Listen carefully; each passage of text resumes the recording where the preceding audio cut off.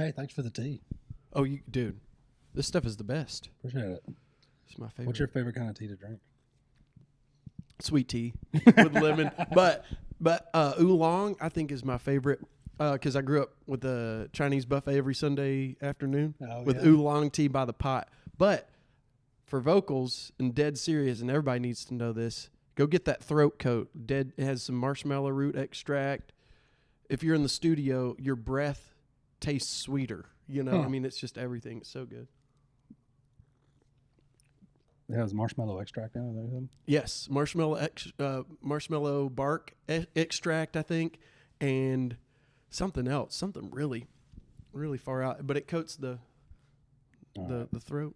I'm going to ask you a question. Yeah. Marshmallow bark. Okay. Does that mean there's like a marshmallow tree? Because I always assume marshmallow was just like stepped on sugar. What? You never, no, marshmallows fall from a tree, just like, just like peanuts. Okay, I'm just gonna. You got your Kleenex, silkworms, and all that stuff. How was your week? It was great. I mean, I was sick all week.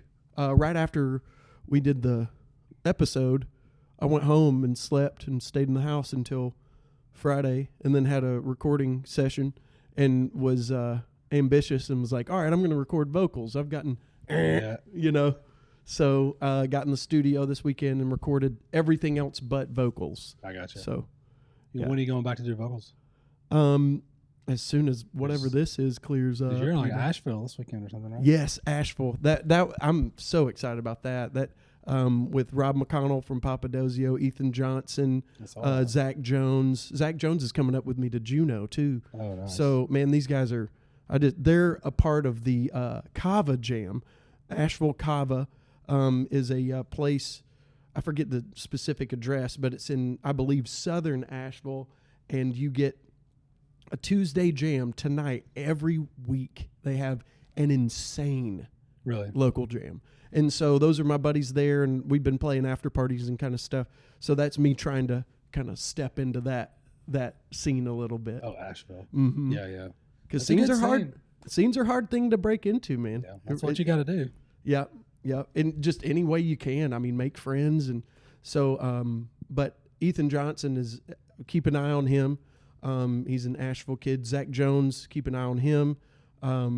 Truly doing amazing stuff. Both of them will get behind a keyboard or a drum kit and blow your mind at an open jam. Yeah. And then they'll get bluegrass instruments out and rip it outside. Just destroy it. So it's just like, it's one of those, they're just some monsters. They're, pervading through that scene, and just real people too. It's not like you've got a bunch of people that just can't be approachable. They're just real guys, you know? So all just like improv jam music? It's all jam band music, for sure. But I called Ethan this morning to say, hey man, what's up with the set? What are we doing?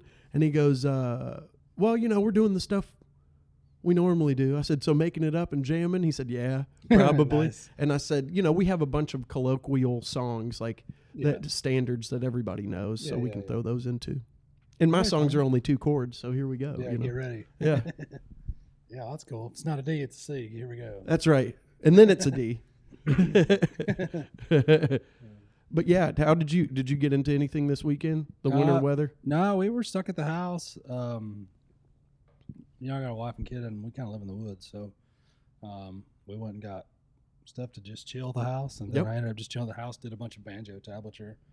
I got ahead of doing some banjo teaching stuff that I've been, working on here for the last few months. So that was good. I got some of that stuff under my, put some of that stuff behind me that I've been like, I got to get this done. I got to get it done. So that was cool for that. Didn't go to Spigma. It looked like some of the stuff that happened at Spigma was really cool though, bluegrass wise, but I just had to cut my losses. Well, luckily with bluegrass, you didn't need power anyway in Nashville, right? I think they ran out. They did run out on Sunday. I think they ran out. 250,000 people.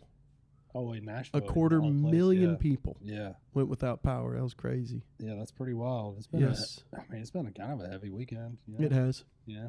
There's been a lot happen this weekend. Mm-hmm.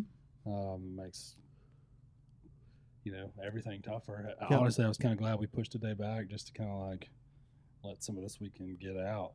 Yes. Let some of the heaviness kind of go away. Yeah, we were supposed to record yesterday, and I personally just needed another day to recover from the sickness that's been going around locally, Chattanooga, the crud.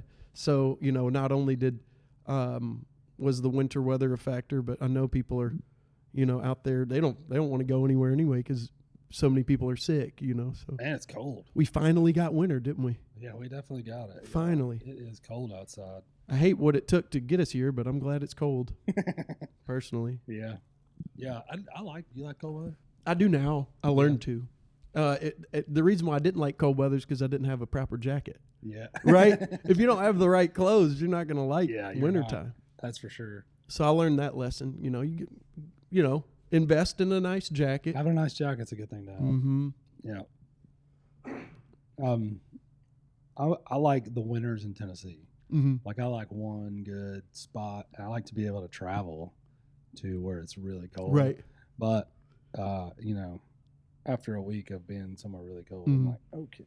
Well, because in Banff, it's darker there too. Oh yeah, it's definitely dark. So you went up there, and that's another factor that a lot of people, don't take into account in the wintertime. When you're going to a colder place, it's darker. You're getting 14 hours a day. So you come back and you get so much more sunlight. Yeah. So that's you're right. Coming back from Alaska. Same. It was right before you went to Banff.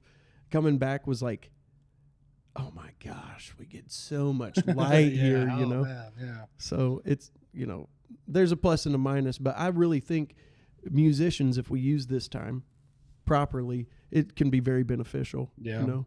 I've been trying to get into. I've been doing a ton of writing here in the last couple of weeks, which is good. That's insane. That's awesome. But as far as gigs go, my gigs have been, kind of few and far between right now in the wintertime. But, they'll turn around. It always does.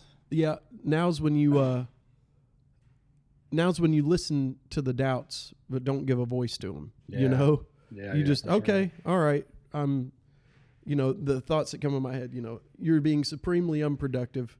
The gigs are not coming, et cetera, et cetera, et cetera. And it goes, it's important what I grab onto those thoughts, Mm-hmm. So, because it is potentially the most productive, but those times can be the most destructive if they're not handled the right way, right? Yeah. Well, you mean like just like taking time off from playing gigs, or taking time off, but also focusing on the things like you were doing, focusing on the things that we don't have time to a lot of times, but that the winter gives us. Having our weekends in town, rare. It's amazing to have those. So when we get those, we can either invest in what we're doing, invest in the local scene by going to shows, which is what I love to do, or just invest in the rest, man. Yeah. It's not productivity and rest are interchangeable for sure at certain times, so. Yeah. To me, I'm the least productive if I'm not well rested. Fantastic. I mean, I have to get sleep. I learned that a long time ago though, but to me, that's the secret in the sauce is make sure you're well rested. You're not, tired. What leads it to me is I just lose direction. Like I just seem like I can't really pinpoint like, okay, we're going to do this idea. Then I fade away. And it's all usually when I start breaking it down, it's because I'm tired or haven't gotten enough sleep. Yes. Yeah. But these days, getting pretty good. I got pretty good right now. Well, I mean, you're also not on. You don't have to stay up for 24 hours. Yeah. Like I can't imagine how the sleep schedule would be. When working. My girlfriend's a nurse, and you get home and it's time to go to sleep. Yeah. To wake up for the next day. So I can't imagine how you guys.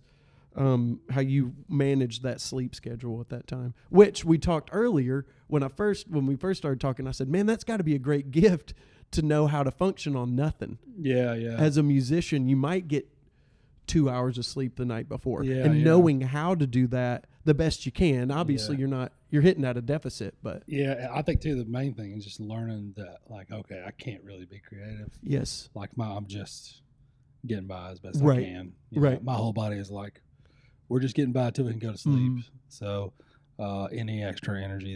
And being creative takes energy. You know? It does. I forget that. Yeah, I forget that all the time. That's why the good Lord made coffee, you know. You better believe it, brother. I mean, that's the greatest thing I've ever been addicted to in my entire life. Definitely, me too. Other than music. Yeah. You know, I'm dead serious. Like, you know, coffee, man, it brings people together. There's whole symphonies written for that thing. Mozart wrote a whole symphony for coffee, at least one. So Mozart wrote a coffee symphony? Yeah, his Ode to Coffee. Yeah. No kidding. Yes. I think it's in I forget what hertz it's in, but it's not in 440 either. Huh. It's like in 413 or something like that. It's crazy. How'd they do that with a piano back in the day? It's just a right, exactly. How do you do piano, it? How do you do it? Right. It's amazing. It was just I don't know. I don't even know how would you do it with a harpsichord, you know? I mean, it's crazy. Do you buy into that whole megahertz thing? In case nobody knows what we're talking about. There's a 440 megahertz is what the note A is. Now, everybody kind of tunes to that as a 440 megahertz. But there's some people that believe that, and I'm probably getting this wrong, but there's some people that believe that different megahertz, if you tune A to a different megahertz, it's more in tune with the natural frequencies of nature, law, or something like that. Or internal organs, that's 432. Okay. 432 hertz. I did an ambient album in 432 hertz. I was getting really into that concept. Yeah. And they say there's a conspiracy theory that says that during the Third Reich that they found that was the most 440 was the most conducive frequency for mind control. 440. So at that point in World War II, it was decreed and agreed upon that everything would be released in 440. That is a conspiracy theory that exists. Huh. So when I was in college, of course, you're trying to rebel against the status quo. There was a big proponent of people that were trying to push forward everything in 432. Danger Muffin, one of the bands from... They recorded a whole album in 432 at the time. Songs for the Universe, I think is what it was called. And so it was a big thing. Now, do I subscribe to that? Okay. If 440 is what we're in, then why are my friends with perfect pitch only hearing 440? Huh. I don't know. You know, is that and my question is that was that perfect pitch at 440 hertz trained into them? Yeah. At that point? Or is it really that natural that you're born with perfect pitch in your ear at 440? Because I've never heard anybody with perfect pitch at 432. Maybe that's my problem. Right? Yeah, maybe, you know, that's so interesting. Maybe just like being left-handed or right-handed, you're more conducive to because I hear things, perfect sounds flat to me. Yeah. It doesn't sound sharp to me. So I think I might be closer to 432 anyway. Huh. You know? Maybe we're on to something here. Maybe. This is a hot take. This is. This is a very hot take. We need to experiment. Notice I say theory, and it was not thought of by me. So before you come attacking. So, all right. So your organs... Internal organs. Have sound? They hum at a certain... So your heart beats at a certain frequency. Okay. So, thum-thum. Is still apparently at 432. Okay. Now there are other organs in your body that do that as well. Now I'm not sure as to those what they are. So all your organs are all at the same 432. They call it the love frequency. That's the frequency that the Earth emits as well. 432. So if everything has been at 432, how come we went to 440? Because it was conduced the Third Nazis? Reich, which is why I say the Third Reich. You know, they found through research that was the most conducive. 440 is the most conducive. It is the best frequency to release something at the tuning of to control the minds of people. So if I were to release music like the Valkyrie, that was a very German. Thing. Yeah. Like that was at 440 on the radio. Everything from now on is going to be at 440. That's what they're saying. That's what the theory is. The theory is. Yes. Nice. That's interesting. I've heard a bunch of different things about 440 and 432, but I've never really understood.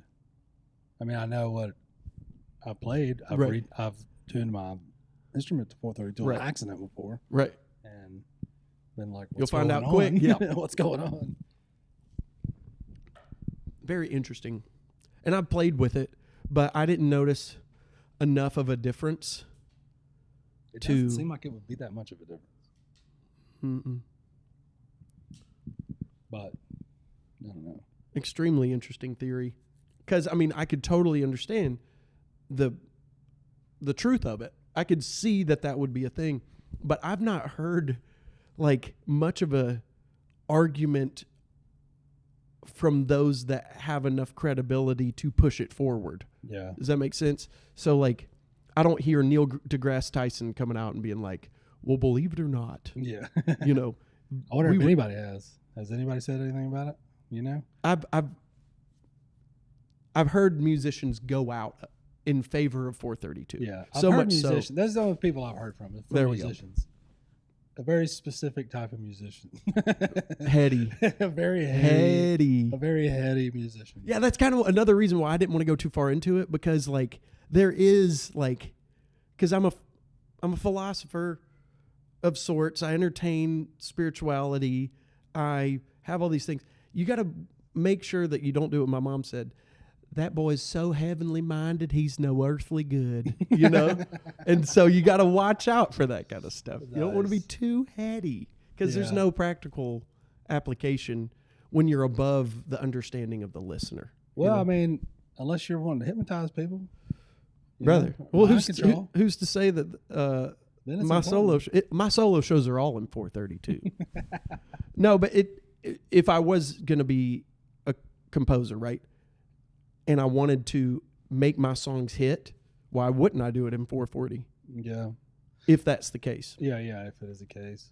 I wonder too, like, I mean, because really the only difference is you hit an A and it's a little bit flat. It's a little flat. It's to what? Just for the listener, 432 is a little bit more flat. Like, I'm talking like an ooch flat. Just a taint. Yeah. Just little taints. Yeah.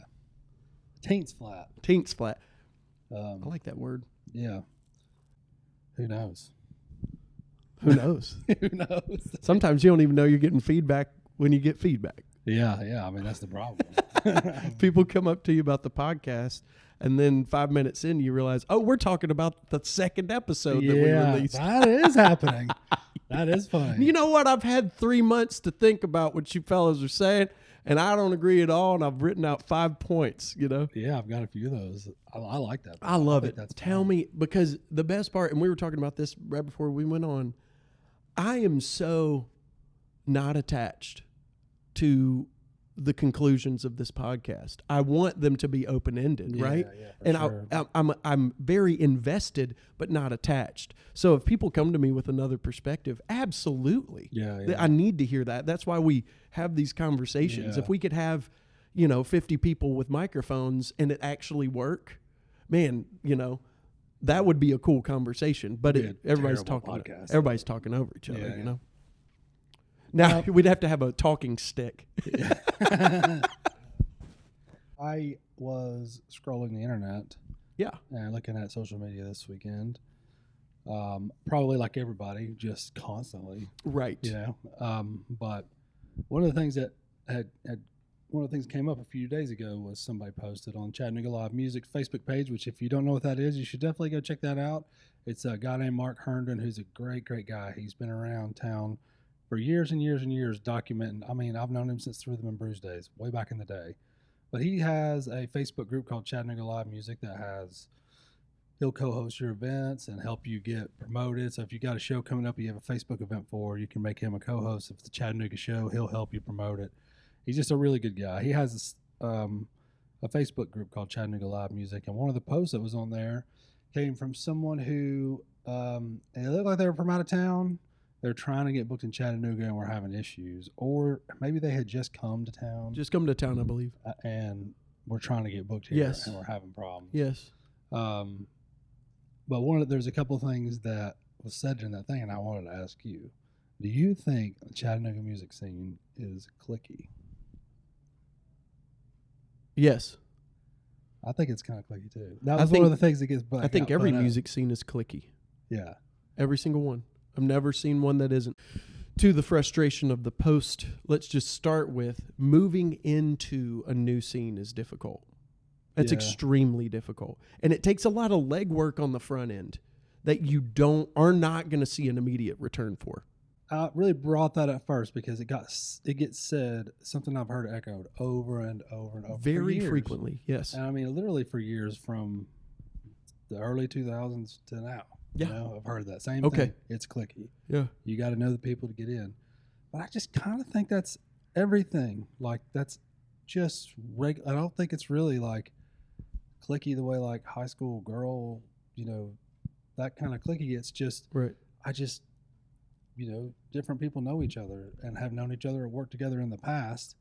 And so if they've worked together in the past, they automatically have a relationship. That's, you just can't expect everybody to have the same relationship right out of the gate. You know what I mean? Yes. Let me give you an example of what I'm saying. In another town, say Huntsville, right? I have good connections in Huntsville. We play Huntsville a couple times a year. You don't. Right. You can't get into Huntsville. Right. Now, you know, is it clicky because I know the people and you don't?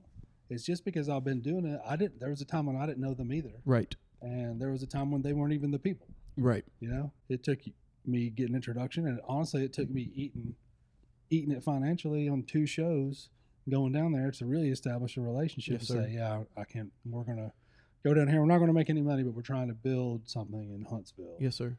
And I wonder, Chattanooga is kind of the same way. I kind of just feel like it is. Well, I moved here ish 8 years ago ish, because there was that period where I was going from Nashville to Chattanooga. And yeah, the answer was Chattanooga's clicky. But that wasn't a problem. It identified 6 key groups of people immediately. And guess what I did? I went to Danimal Pinson. I went to TJ Griever. I went to Wimpy. I went to Adam Stone. I went to Yachty Westfield. And I can keep going. Yeah. You know, because a couple of them are deceased now. But like the scenes, okay, there's a click, there's a click, there's a click, there's a click. They made it easy for me because every single click shows me what they're about. Yeah. And now I go to the person of peace, which is what in college they trained us to look for when you're going into community. Look for the person of peace. There's always a group. There's always a person in every group that's a cool dude.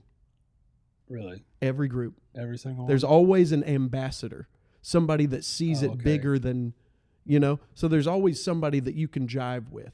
And when you do that, you can develop that relationship. So yeah, it took a lot of work for me to get asked 7 years later to play a gig by somebody that lived here.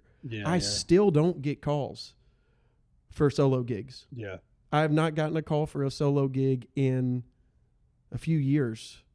I've gotten asked to play with people, you know, and so, yeah, it's clicky, but it takes time to, I'm not going to, it doesn't matter how long I've been here. There's still work for me to do in that. So is it clicky? It's genre specific. That's another one I think. It's a big part of it. It's very genre specific, which is the same everywhere. But that encourages you as a musician to not be that way. Yeah. So what can I do? If we are clicky and I can get, you know, hang out with Lon Eldridge every now and again, or like, you know, make sure to say what's up to the Bohannons, you know, make sure to go to a show every now and again, see Malele Roots, check out the other brothers, like, and then go to Sluggo's. And like, you can diversify your clickiness. Yeah. You don't have to fall into that. And people can say what they want about specific musicians, but like you're just kind of finding the people that you get along with. Yeah. And exploiting the ever-loving music out of that. Yeah. So yeah, for sure. In a kind way. Yeah, I know what you mean. So like so there are things that you can do going into a scene. I'm doing that in Asheville right now, this Friday or Saturday, you know. Also, there are events. Like if you're a Deadhead, go to Deadhead events. If you're a jam kid, go to jam events. If you're a bluegrass cat, go to bluegrass events. If you're an open jam, there's literally something for you everywhere. Jazz, singer-songwriter, like blues. I mean, it's all that stuff. So if you want, I've never met anybody complaining about genre specificity and clickiness that isn't clicky themselves. Yeah. And that's not a knock. It's not a knock. Just know what you are. It's okay. We're in high school still. Like, we're on the playground. You're going to hang out with your friends. And, you know, Armand, that you don't hang out with all the time, is going to come over and you're going to play Foursquare and have a good time and develop a relationship. And, you know, it's like people take it so personally when we're still on the playground just figuring it out. Yeah. You know? But the, you know, really, I guess in relationship, just to kind of put maybe a little bit more directed effort into it, the relationship with this was really about booking shows, like trying to book shows. Good luck. It's a big click, and if you're not in, you know, tough luck. But I don't necessarily think that's the case, especially, I don't know, maybe because in my genre, I do specifically see that we're reaching out and there's new people come playing bluegrass all the time. Right. And we're, you know, everybody kind of learns who they are, and you see people of them booking shows. I see them around here booking shows. And I don't know. It's such a weird thing because it came off really negative. Like, it's a click. Yeah. Just forget it. Mm-hmm. If you're not in, there's a reason why. Yeah. You're not in the click. You're just out. And I don't really think it is that. Number one, I don't think it's that small. Chattanooga's so small that you can't really have a click with 4 people. There are also shows, and there aren't that many gigs open right now. Like, you go to any venue that you know. I'll go to any venue I know. I could do this right now. I could text one of the venue owners and say, what dates do you have open? There aren't that many. Yeah. You know, the best thing you can do to get in is find a band you like and ask to open for them. Mm-hmm. And there's so much to do, because behind the negativity and the woe is me is a look at me. Like, you just turn it. Like, okay, you just want people to look at you. Then get out in public. Go to a band that you like and say, hey, I've got this band that not many people know of right now. We're trying to get in the scene. Who would you advise me? Like, Facebook is not the way to do it. Yeah. I'm sorry. It's just like, if you're really trying to get in. Oh, you mean like to make friends? Yeah. Sure. Or to book shows. Yeah. In general, like, go to your favorite band or go to a musician you look up to and ask them, hey, how do you book shows? Yeah. Because they'll tell you. I mean, it's so specific to the person, but they're about, you know, do you want me to add you on the list in case, you know, I can't do it? Fantastic. Yeah. It's just initiative. It's eye contact and belief in what you're doing enough to, I'm going to hit the streets with this. So, all right.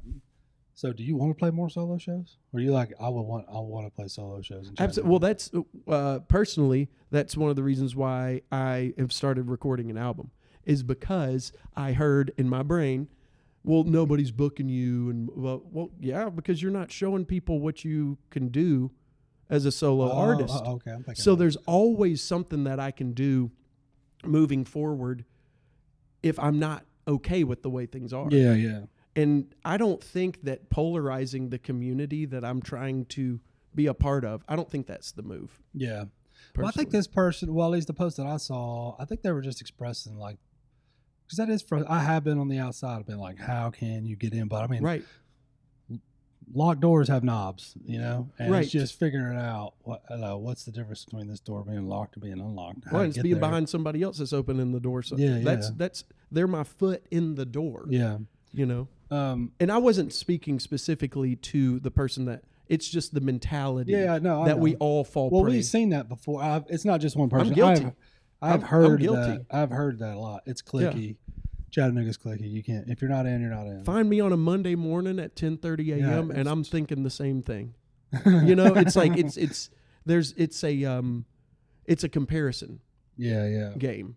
It goes back to what we were talking about, because I wouldn't be saying it was clicky unless I was comparing myself to somebody else.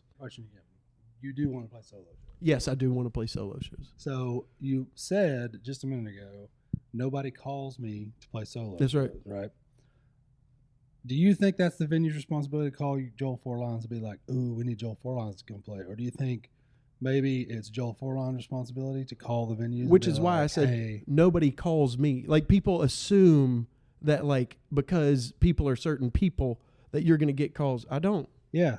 I don't. That's I've got to reach out. I brought it up. Yeah, I've got to reach out. Yeah. And if I want to play there relentlessly, if it's in Asheville, I'm going to show up. Yeah. I'm going to hit the venue owner up. Like, it's relentless. And a lot of the gigs, I'll tell you, the best gigs I've ever gotten was because I never left. The people that gave me the gig are just like, dude, you're not leaving. Like, we can't get rid of you. You know, JJ's was kind of that way. Yeah. The Woodshop was like that. A lot of them are just, dude, you're just not, like you said in another podcast, if you want to be recognized or picked up or whatever, you will never be put on by people if you're inactive. So that's kind of, for sure. That's why I was asking about the whole thing, because it does seem like there is a little bit of that, and I'm not specifically talking about this post. I'm talking about just in general. In general, that it is a little bit like, I sent one email, I never heard back. What the heck? You know what I mean? Right. And without ever, I mean, number one, I think you have to reach out. You have to talk to each venue like 2 or 3 times. You have to kind of bug them a little. Mm-hmm. At least that's been my experience. I've had to bug people. Yep. To be like, hey, I want to do this, or we want to get these shows. Even people I've known and worked with for years that you would think I'm in the clique with. Right. Or I have to bug them and be like, okay, here's how I think we can make this work. Oh man. And you won't get on the schedule unless you bug people. Yeah, for sure. Like when I say that, that's definite truth. And it's not even really bugging them. It's that venue owners are typically thinking about how much booze they have to order for that week, or what the 300 bands that they have going that year. It's like, there's just a lot so to much. do Yeah. that sometimes it's easy to forget an email from somebody who wants to do something that you're like, oh, okay, I got, you know what I mean? Yeah. And unfortunately, a lot of times people can't say to you that it's just a yes or no on an email, where they don't have time to say, but if you're looking, check this venue out. It seems so impersonal, but genuinely there isn't enough time in the day for them to siphon out everybody. Yeah. That takes a very gifted person to even have to do that with one schedule, let alone 5, you know? Yeah. So, like, I think that's one of the biggest issues is people reach out one time and then they never follow up or never really bug people. Or, right. You know? Right. I've never played, I don't think I've ever gotten asked to play Riverfront Nights or Nightfall. I've just made those happen by talking and being like, hey, can we play Riverfront Nights? Don't forget, when you start making Riverfront Night schedule, keep us in mind. Hey, I know you maybe having a bluegrass night. Holler at us. Those are like 4 or 5 emails I sent last year before Shadowgrass was even announced, or before any of that stuff happened. I was bugging the contact page at Riverfront Nights. I was bugging the guy that I knew who booked and being like, hey, don't forget about us when this time comes. Yeah. Being that way with Nightfall in the past has paid off, because 2 years ago we played Nightfall with 4 days notice. They were like, hey, there's a weather thing. Right. We've got to have somebody. You're the bluegrass guy that we can think of off the top of my head. Love it. You want to do it. And it was just because with Slim Pickens had bugged them so much. And I had kind of bugged them so much when we were first doing the high cold wind stuff, try to get high cold wind in. So I think there's a lot of times it might be about approach. Your email may be terrible. Like, your contact email may be really bad. If you're not putting specific dates, they're probably not going to even respond to you, because you're not asking them anything. So if you're sending a venue thing, you need to make sure you put a date on it. Right. And say, these are the dates I'm thinking. I'm asking for these dates, because that's literally the only thing they're thinking of. That's the only thing your email helps them with. Yes. Is fill a date. Yes. That they have to fill anyway. Does it have an EPK? That was one of the things that I thought EPK, that's another. What's an EPK for those? It's an electronic press kit. And this has been going on press kits were like back in the 90s. You would mail off your press kits. So it had a Gallon CD. Ziploc bag. Yeah, And then CD. Had a CD. Have Okay. a picture. Right. You know, and you'd all be looking off. Maybe a koozie. You have to. It's important. This is for those who don't know. When you make band or music pictures, it's important to always look just a little off the camera. You got to show them real quick. Let's show them real quick. Yeah, we'll go there. That's it. You Like got to be looking away. So, one guy smiling, two guys straight face, and the other guy not making a face at all. But this is basically the digital version of those, and they've changed over the years. But what it really is a quick and easy way that anybody can just see what you're about. It's got a picture of you. It's got a very short bio that says, this is what we do. You know, maybe a couple of things of the shows that you've played. You know, a YouTube video of here's a performance. Here's a video of us playing. Here's our Spotify links. Here's our website if you want to dive more and find out what makes, you know, a full long bio, or if you want to see our schedule, that kind of stuff. To me, it's common sense to have one, and I'm surprised all the time at the amount of people who don't, or who have the toughest time. And I'm assuming I'm preaching to the choir because the way you smiled. Because I was curious, I was like, I wonder if Joel has an EPK, because I bet I'm going to sit here and go on this whole diatribe about how you got to have them, how important they are, how important it is that they look good, and that's like, I mean, it really is like it kind of separates the wheat from the chaff when you start seeing them in bulk. So what do you think? Do you have an EPK? I have one only out of necessity, you know. I have one. I thought for sure you were going to be like, I'll have one. I have one because Sussman reached out. I was reaching out. He reached out for a show. It ended up not happening, and that's great because he said, "Do you have an EPK?" I said, "No." Yeah. I was like, "Here's a couple links. Like, here's my Instagram. Like, you know, whatever." That's what I thought, and I've known that you needed a press kit, but you know, for me, I'm always. It has to be of the utmost necessity for me to go out of my way to make something. This, yeah, because it's an interesting business approach to expect the work to come to you, and that press kit takes the work to the people that you're trying to get the work from. Yeah, it just makes it easy. Yeah. Like the most important thing is making everything easy. And now that it's electronic, you don't have to worry about mailing it out to every venue or whatever. Yeah. And how much money, like for just press kits, because they were press kits, they weren't EPKs, you know. They were full on press kits. And when I'm saying like it was what, $2.50 per, yeah. Like and then you add a CD, so there's $5 per. You've sent out 100 of them, that's $500.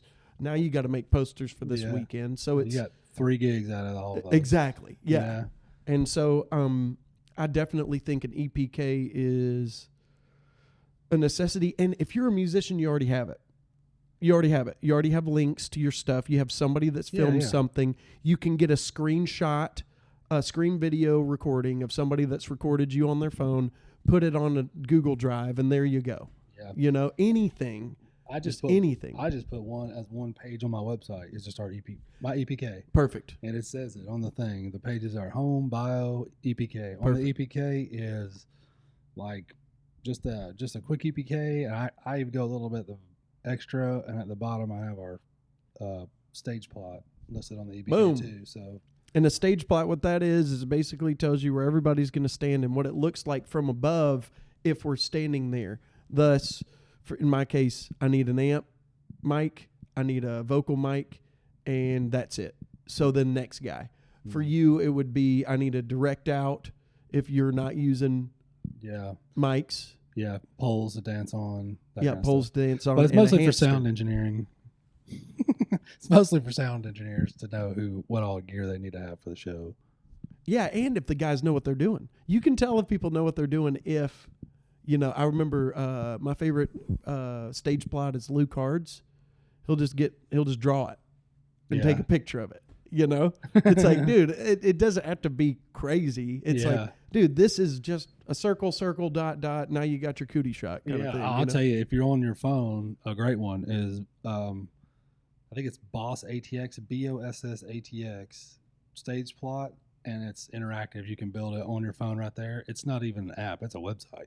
So you just build it out and just screenshot it. Boss ATX. Something like that. Okay. I'm pretty sure it's Boss. That will save you a lot of money. That little thing right there will save you a lot of time and money. But yeah, even if you just look up stage plot, it'll be one of the ones that pulls up. You can just pull your instrument right up to it. I've been looking for something like that forever. Oh, dude, I'll show cool. you. Awesome. Yeah, yeah. You Awesome. pull the instrument straight up, it shows you everything. I'm excited for the people listening too, because that's a $50 piece of advice right there. Who do we send these emails to? Immediately to the people where you've played the open jams. So Tremont, boom. Cherry Street, boom. JJ's, boom. Immediately. Yeah. Sluggo's, boom. Because they have awesome karaoke nights there too. So you can get linked in. And there's four people, and yeah. I guarantee you, when I couldn't get booked by John at JJ's, I walked in. Yeah. Right before a show. I know when John's going to be there. He's going to be there from 7 to 9 setting up. Probably 7:30 setting up. Yep. And then the 7:30 to 9:30, you've got this window, 2-hour window, where it's only John in JJ's. Yeah, he's just kicking it. Yeah. And you walk in and you sit down. And if you think that John is not going to respect that initiative, you're wrong. Yeah, that's true. Because he's if I walk up to Marty, he's going to be standing outside on a Tuesday night at an open jam, and I rip it at that open jam. And I haven't caused any problems, right? Yeah. It's been a good night. Walk up immediately, Marty. Hey, man, look, I know you have this thing on Monday. I know you got this thing on Tuesday. I'm in a band. I'm trying to get linked in, and to be honest, it's pretty clicky, and I don't really know how to break in. So do you have any pieces of advice? Boom. Yeah. Boom. A little vulnerability, a little honesty, a Yeah, little razzle-dazzle, maybe a smile, some eye contact, and you got a gig. Yeah, yeah. And it might take 3 months, but I guarantee you that 3 more months of practice for your band is not going to hurt it. Yeah. The first band I was in, we practiced for 6 months before we booked a gig. Yeah, yeah. So I think the only problem with that approach is, like, if you're from out of town and you're coming to Chattanooga, or you're a Chattanooga-based band, but you're playing other places, so you don't have the time. I mean, if you're in Knoxville, right, and you're wanting to add Chattanooga to your roster. Oh, you said it in town. Okay. You can't come to JJ's. Yes, and chill. that's right. You know what I mean? That's right. So when you're sending out, like, who do you send those emails to? Like, when you're talking about you're sending your EPKs, or you're just talking about basically cold calling people, how do you figure out who to send those emails to? How I do is I look for the bands in the town. Like, so for example, like if I'm looking for, I'm a jam band, right? And I'm looking let's just use Chattanooga because that's the best way. I see, as far as jam bands, I see Legato, I see Etc. I see a couple Dead groups. I see Danimal. I see Randy Steele's doing jamming. Okay, I see Holy Smokes, the other brothers do something. Okay, and just looking at the jam scene, then I reach out to the bands. You just say, "Hey, I don't reach out. I get in touch with?" Exactly. Yeah. I find the, like I said, the people of peace. So who's going to understand your plight best? A musician. Yeah, for sure. Yeah. And who's going to respond most likely? A musician. A musician, yeah. Not a booking agent, not a venue, and then you say, hey, well, who's the guy down there? Who's the guy that books? Do you have his number? Man, okay. So if you give me John's number at JJ's, I have shows that we booked show for the Music Box in Knoxville, and that's my hometown. Man, would you want to come up here and play, and we'll trade some shows? Yeah, yeah. A little legwork on the upfront. Yeah. A little give and a little take, but boom, you've got 2 shows booked, and you didn't have any shows before. Yeah. So that's how I'd do it. Yeah, that's a good way. I do cold calling. I'm all about cold calling. My man. Yeah, I will drop an email, no problem. Yeah. And then follow up 36 hours, 48 hours later.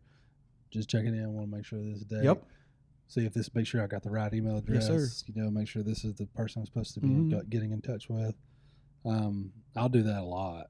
I don't know that I have, like, I wouldn't say outside of normal greater success than anyone else. But that's how you do it. But that's how I do it. Yeah, that's how you're. But it has worked. Anybody. It does work for me. Yeah, it's how we're supposed to do it. Yeah. You know, I hit contact pages too a lot. Almost everybody on their website will have a contact page. And if they're booking, if there's not a specific page like how to book this venue, or that contact page is a good place to be like, I would love to come play there, but I don't know who to get in touch with. How do I get in touch with somebody? Here's my email address. Sometimes I'll drop a couple of my things in there just to be like, just in case this is the person. Here's what I'm about. That works out pretty well too, believe it or not.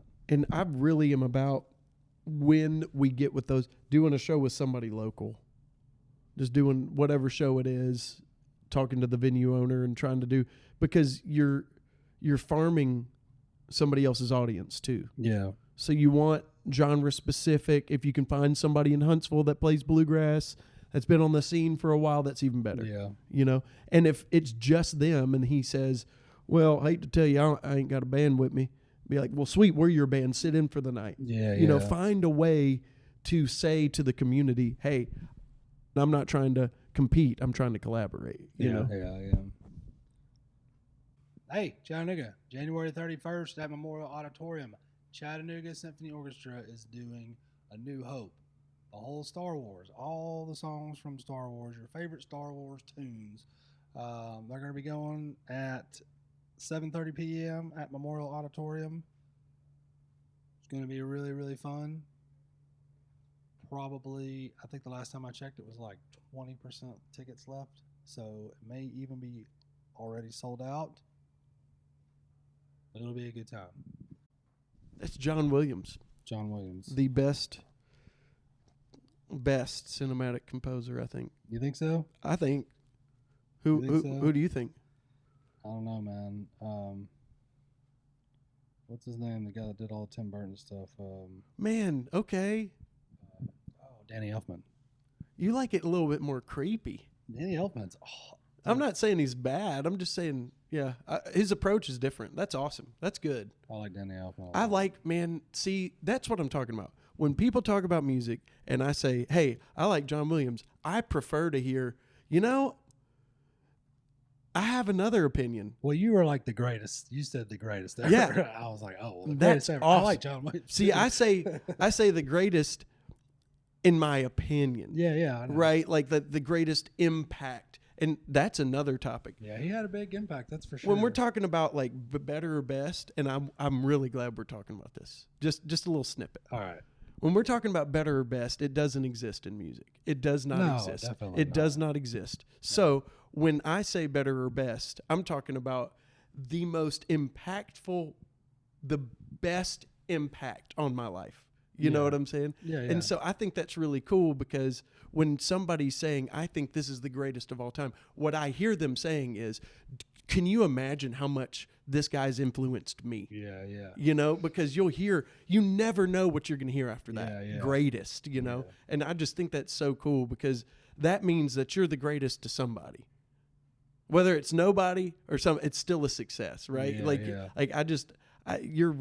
Music is so powerful to get somebody to say, this is the best, it's just so cool. Yeah. Danny Elfman I really got into Beetlejuice. Okay. Did he do Nightmare Before Christmas too? Yeah. Nightmare Before Christmas, which is great. just fantastic from the beginning to the end. Did he do Willy Wonka and the Chocolate Factory? Yeah, he did everything. He Tim Burton basically did everything Tim Burton did. Everything he Tim did Burton. He did a lot of other stuff too. Edward Scissorhands, he did that one, which is... That's a great... It's all great, yeah. It's a great soundtrack. Do you know the another cool soundtrack that's totally in another realm, but Book of Eli with Denzel Washington. Mm-hmm, the apocalyptic. Yeah. It's so...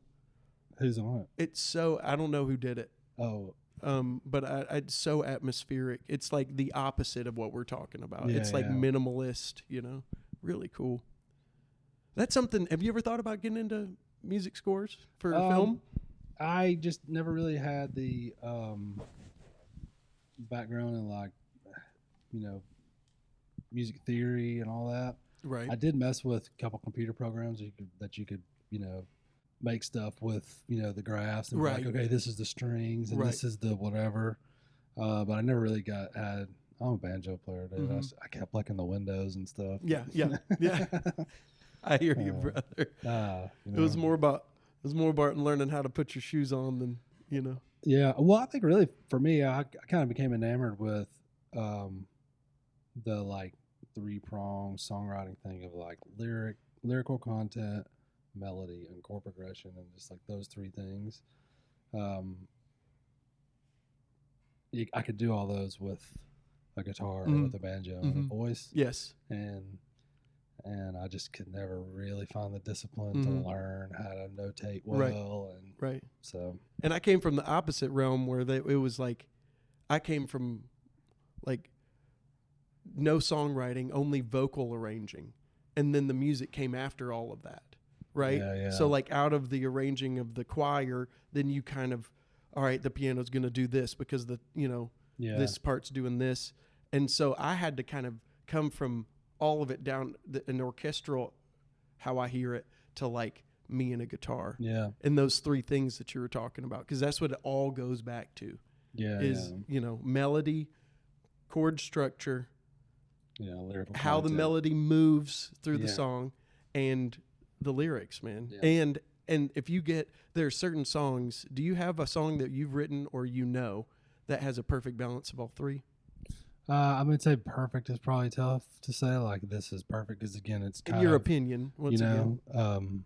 But, like, I think all of them hit the balance that I want each time. You know what I mean? Like, because I feel like each song I mess with until it's where I wanted it. Yeah. You know what I mean? But then you hear, too, like I have a song called Extra Mile of Gravel Road. The way I wrote it and play it now is really a lot of times just banjo vocals. But, Nick Letsko did the one that's on that is the single version. Right. Is the one that he put as completely whole. It's got all kinds of stuff in it. And that's, what's great about having a producer. Like we talked about before, somebody else to kind of be like, here's a vision I hear of this song. I think his version of that song is, is perfect for that version. I love it. And it has all of those things in the same way that I think in the solo version is, perfect. My vocal, usually like my melody parts are the only thing I don't nail. Right. Solo. It's so interesting. Yeah. Because I've always wondered where people come from. Like if it's just a motif, and to have somebody, and when I say motif, I'm talking about those 3 things. You have just a really nice condensed idea, and then you put that into somebody like Brother Letsko, and it's like, oh wow, he opened that up, and it was like he made the bud bloom. That's a gift. But anyway, had to ask. But I've never had the knowledge base behind no music theory and being able to notate, and all of my writing has just been. I was really kind of influenced really early on by my uncle just like playing guitar on the dock, singing songs. Like, man, that's that's it. He's just a one-man jukebox. It's awesome. Yep. And so that's kind of where I could never. Anytime I would start focusing on notation and stuff like that, I would always just wind up back listening to Townes Van Zandt and just doing what I could do that was in that vein. Yeah. You know who I think did a really good job? You brought up Townes. Blaze Foley, I think, did a really good job of meeting chord, melody, great song, and lyrics. Sure. I think there's like something in the water those days over there, brother. I'm trying to get me a gallon of that. Can I start it? Yeah. Okay, so this is a really cool idea that I got from my buddies up north. Okay. All right, so I'm with Dude Mountain in Juneau, and they talk about their booking agent. And I've never seen this guy, Yeah. And they talk about him. They refer to him by first name. And I'm just, okay. And so the venue owners are talking to us, and they're like, well, so-and-so, your booking agent said, and I forget what his name, let's say Bud for now. Hey, Bud said this. You know what I'm saying? All right. And Bud said that you needed this before the show, so we're going to get you, the writer and all this stuff. And eventually, after like the second gig, I was like, guys, like, is Bud going to come to one of the shows? And they all started laughing. And they say, Bud's at every show. Yeah. And I was like, what do you mean? And they're like, we're Bud. Yeah. And my jaw dropped. And I'm like, why didn't I think of, So another great way to get a response is have,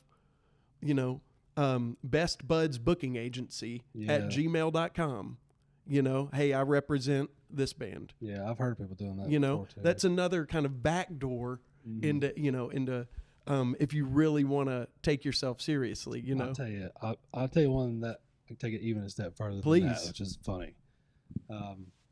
One time I know a guy who did that, right? And he set up a Gmail, like a little website with his quote booking agency, right? And he booked himself and was pretty successful. So successful in booking himself that I actually hired him to book me through his fake booking agency. And he ended up running me through a couple of gigs too. Yes, sir. That's how you do it. Because I was like, hey, I need to book, and he had to get in this area, booking area. From the ground up. Yeah, man. Pretty funny. Yeah. Well, how did a booking agency start? Yeah. Started with a guy sending emails, having a band to represent. One of my buddies is getting hired onto a booking agency. Oh, nice. And it's a frat booking agency, right? Those are good. Those are nice. And they're really great, which is something that you can think about. If you ask around, a great thing to do is go to the local college, and you have somebody in the music department that's going into that field, booking, music business, etc. And that's another thing people did in Nashville is they would go down, hang out at the college campus, be cool, go to a couple parties, see who the music business kids were, see how they operated in public, watched them for a little while. As soon as they booked a good show, successful, there you go, huh? And having a booking agent that's what they do, but somebody that believes in music too and is already on the scene, that will really help. I've had positive and negative experiences. I don't know how yours have been. But you have to be very, very careful. Yes. And honestly, I think you kind of have to get to the point where you're like, either that booking agent can get you into somewhere you can't get yourself, right? Which happens a lot, especially regionally. Like I have booking agents that I'll use in North Florida because I know they have a 5-venue circuit. You know what I mean? That I'll be like, hey, these are the dates I'm looking for. Can you hit me up? And they'll be like, yeah, I got you at 3 of those. You're right. Right. Yeah. So that's one reason, like you find out who those regional booking agents are. And a lot of times it's easy to find out from other bands. Absolutely. Because if you see somebody hitting the same thing, you're like, hey, how are you? Right. Who are you booking that through? Right. And then a lot of times it's just a flat fee, typically, it's like a one-time fee to book all of those. Around here, I think the main thing is that you have to if you're not looking into getting somewhere that way, you have to really be overwhelmed with your booking where you're like, I don't know what to do anymore. Right. Or I think where a booking agent really does come in handy is you see people who never take the next step because they get stuck in in their region because they get played. They get a good booking agent will help you get out of your region and all of a sudden kind of help you get to that next step sometimes. But you really have to be it seems like you have to be hammering down on your own pretty heavy, right? Before anybody will even talk to you. Well, and the benefit of a booking agent, if they believe in you as a band and they want to see you succeed rather than this is how I make money and you're the next people that called me for gigs, you know, there's a difference. And there really is, if there's somebody that wants to support you and knows people in the business and is willing to take the time to make those calls so you don't have to, so you can just say yes or no. Yeah. There is a benefit to it. I have not found that booking agent yet. Yeah. I will, because from all accounts, Phil Lesch's booking agent was his realtor. No, it was just, it just happens. And for me, a booking agent either has to be a member of the band, like that close to me, or it just doesn't work, because it is really easy to start taking advantage of people when money is involved and guarantees are being negotiated. Honesty is it goes out the window, and honesty starts looking, it's fluid when money's involved to other people. Yeah. You know? And so finding somebody you trust, and the same thing with a manager, you know? I know a band that's very successful right now that had a manager at the very onslaught who was also their booking agent. Yeah. Who was also, and that he gets paid out as a member of the band. And I totally agree with that. Mm-hmm. I totally agree, because he's also being the band manager. He's being the booking. He knows everybody he's talked to. There's not a disconnect in that communication. So I think that there's, and I hear the hesitancy in a lot of the music business, because collective faith has been lost in the business side. So managers and booking agents and et cetera, promoters, it's that position is being re-looked at, I think, industry wide. It just seems to me like the money stream is narrowing so much that it's like it's literally it's going to end up being just the musicians and the bar. Yeah. At some point in time. It Truly. just seems like they're just, everybody's getting whittled out. Truly. And it's a financial, I think it's not because, it's just because the money's not there. Yeah, the money's just not there. It's not there. It's not there. I heard this year was the slowest, this past year was the slowest year for live music that certain venues have ever had.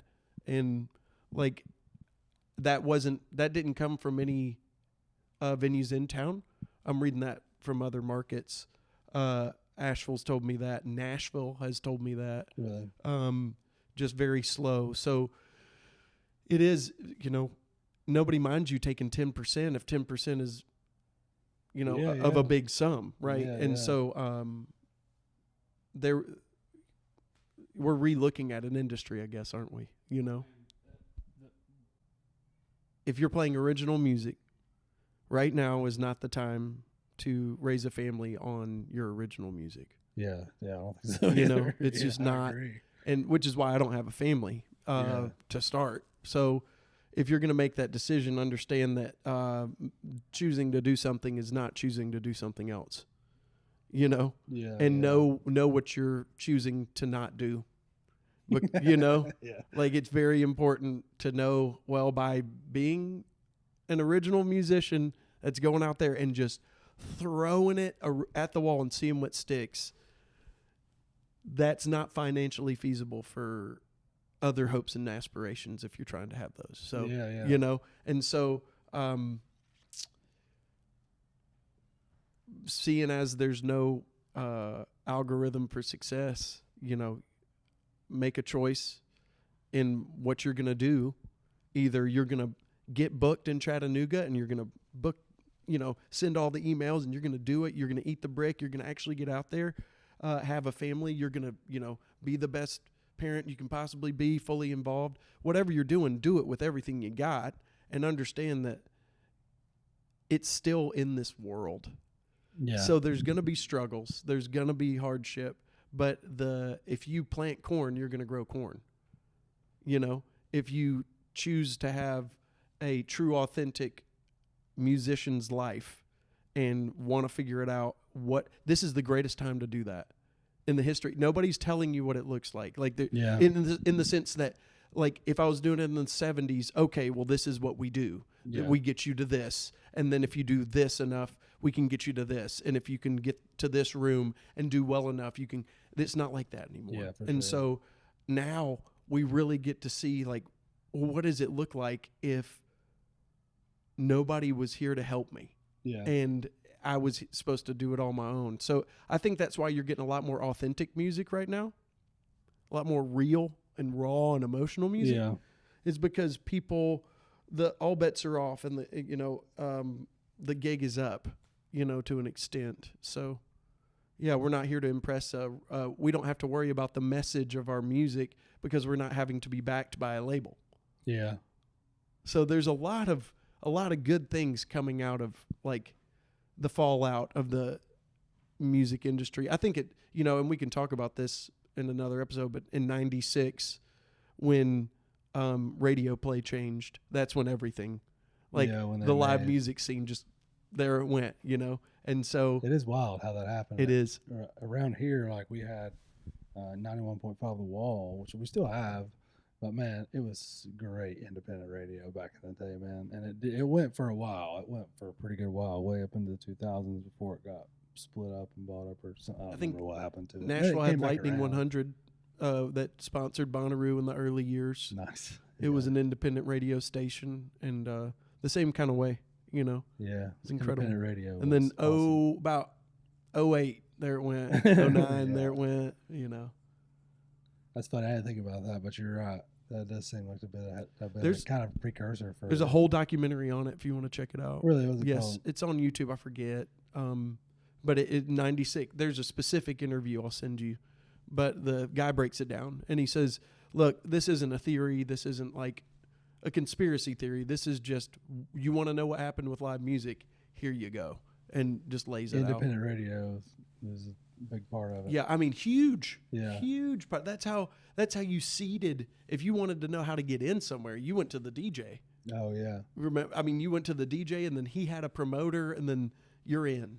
Yeah. You know, so it's all changed so fast. I wonder if it doesn't kind of work like that now with a couple of different other genres, like. Yeah, probably. You know, like genres that are easier, like country. It's probably more radio centric, and so you probably do reach out to DJs. Yes, and, that's true. Maybe hip hop, probably the same way. Yeah. So pop radio.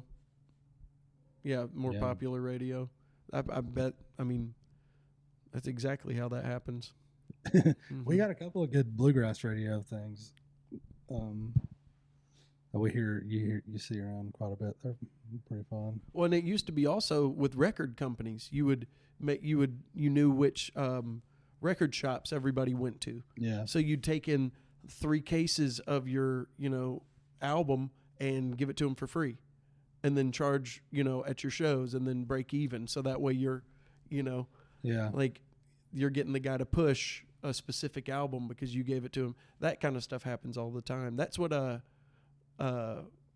Lil Wayne did with Bamboo. He just gave a case of his whiskey out to every bar basically in the country that was doing a certain amount of sales, and then promoted his whole brand like that. So, I think times have changed. You know? Personalize this. How do you evaluate, like in those times that you've been coming up in Chattanooga, where you should be playing, what kind of shows you should be playing? Does it change? Man, I really like this question because it's something that you have to be humbly honest with yourself about. Yeah. And be truthful about your process and where you're at. I do not know many musicians in Chattanooga that could fill that place. And we're not talking about quality. We're not talking about quality of show, right? And that's the one thing that you have to be honest with. I'm not saying that I couldn't give a show, or that the musicians in Chattanooga as a collective couldn't give a show for higher grossing venues and bigger audiences.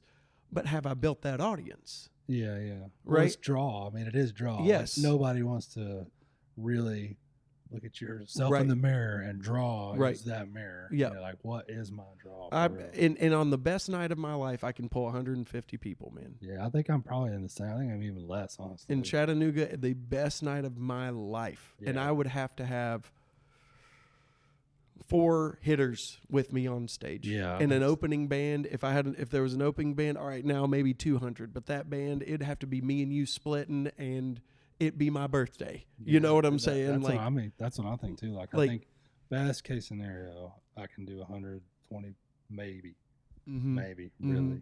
I do more in after parties simply because there are more people at a Kitchen Dwellers show that come to my show afterwards.